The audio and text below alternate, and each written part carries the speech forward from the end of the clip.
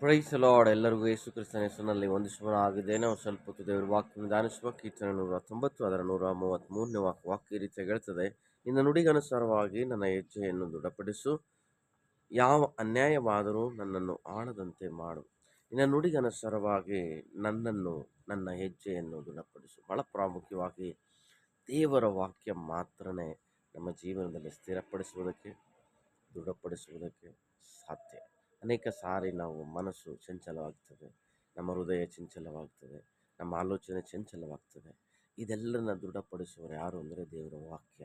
ಯೇಸು ಕ್ರಿಸ್ತನು ಸೃಷ್ಟಿ ಮಾಡಿರುವ ಸೃಷ್ಟಿಕರ್ತನು ನಿನ್ನ ಜೀವನವನ್ನು, ನಿನ್ನ ಮನಸ್ಸನ್ನು, ನಿನ್ನ ಬಾಳನ್ನು, ನಿನ್ನ ಭವಿಷ್ಯತ್ತ, ನಿನ್ನ ಕುಟುಂಬವನ್ನು ಸ್ಥಿರಪಡಿಸುವಾತನು, ದೃಢಪಡಿಸುವಾತನು ಯೇಸು ಕ್ರಿಸ್ತನಾಗಿದ್ದಾನೆ. ವಾಕ್ಯ ಹೇಳ್ತದೆ, ಯಾವ ಅನ್ಯಾಯವಾದ ನನ್ನ ಆಳದಂತೆ ಮಾಡು. ಅನೇಕ ಜನರು ಇವತ್ತು ಅನ್ಯಾಯ ಮಾಡೋದಕ್ಕಾಗಿ ಮುಂದಾಗಿದೆ, ಮೋಸ ಮಾಡೋದಕ್ಕಾಗಿ ಮುಂದಾಗಿದೆ.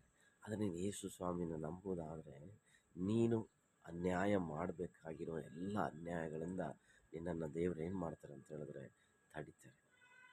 ಇವತ್ತು ನೀನು ಗೊತ್ತಿಲ್ಲದೆ ಅನ್ಯಾಯ ಮಾಡ್ತಾ ಇದ್ದೀಯ, ಗೊತ್ತಿದ್ದು ಅನ್ಯಾಯ ಮಾಡ್ತಾ ಇದ್ದೆ, ಪರಿಸ್ಥಿತಿಗಳಿಗೆ ಒಳಪಟ್ಟು ನೀನು ಅನ್ಯಾಯವಾಗಿ ಜೀವನ ಮಾಡಿದೆ. ಆದರೆ ಇದೆಲ್ಲ ಅನ್ಯಾಯವನ್ನು ನೀನು ಬಿಡಬೇಕಂತ ಹೇಳಿದ್ರೆ ನ್ಯಾಯವಂತನಾದ ಯೇಸು ಕ್ರಿಸ್ತನ ಮೇಲೆ ನೀನು ನಂಬಿಕೆ ಇಡಬೇಕಾಗಿ, ನೀನು ಸ್ಥಿರವಾಗಿರಬೇಕು.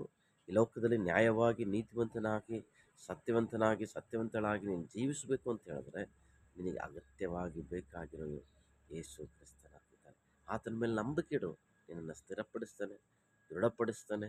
ಈ ಭೂಮಿ ಮೇಲೆ ನೀನು ನ್ಯಾಯವಂತನಾಗಿ ಜೀವಿಸುವುದಕ್ಕೆ, ನ್ಯಾಯವಂತಳಾಗಿ ಕುಟುಂಬವಾಗಿ ಜೀವಿಸುವುದಕ್ಕೆ ಯೇಸು ಕ್ರಿಸ್ತನು ನಿನಗೆ ಸಹಾಯ ಮಾಡೋದಕ್ಕಾಗಿ ಇಷ್ಟವುಳ್ಳವನಾಗಿದ್ದಾನೆ.